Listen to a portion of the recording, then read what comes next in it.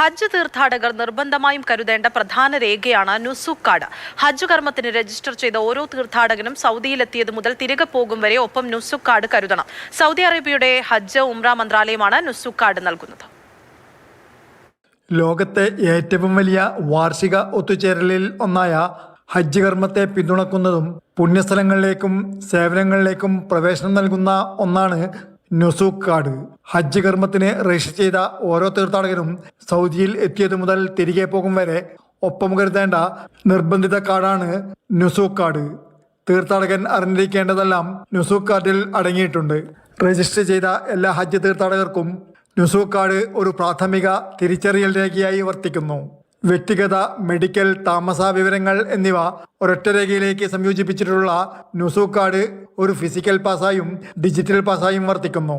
ഹജ്ജിന്റെ പ്രധാന കർമ്മങ്ങൾ നടക്കുന്ന മിന, അറഫ, മുസ്ദലിഫ എന്നീ സ്ഥലങ്ങളിലേക്ക് തീർത്ഥാടകർക്ക് പ്രവേശനം നൽകാൻ ഇത് പ്രാപ്തമാക്കുന്നു. ഓരോരാളും അംഗീകൃതവും നിയമപരവുമായി രജിസ്റ്റർ ചെയ്ത ഹജ്ജ് തീർത്ഥാടകനാണെന്ന് സ്ഥിരീകരിക്കുന്നു. മക്ക പട്ടണം, വിശുദ്ധ ഹറം പള്ളി, പുണ്യസ്ഥലങ്ങൾ എന്നിവിടങ്ങളിൽ പ്രവേശിക്കുന്നതിന് തീർത്ഥാടകർക്ക് നുസുക്ക് കാർഡ് നിർബന്ധമാണ്. ഹജ്ജ് തീർത്ഥാടകരുടെ ചലനവും സേവനവും സുഗമമാക്കുന്നതിന് എല്ലായ്പ്പോഴും തീർത്ഥാടകർക്ക് നുസുക്ക് കാർഡ് കൂടെ കരുതുന്നത് ഉറപ്പ് നൽകുന്നു. Jafar Ali Palakkode, Mathrubhumi news, Mecca.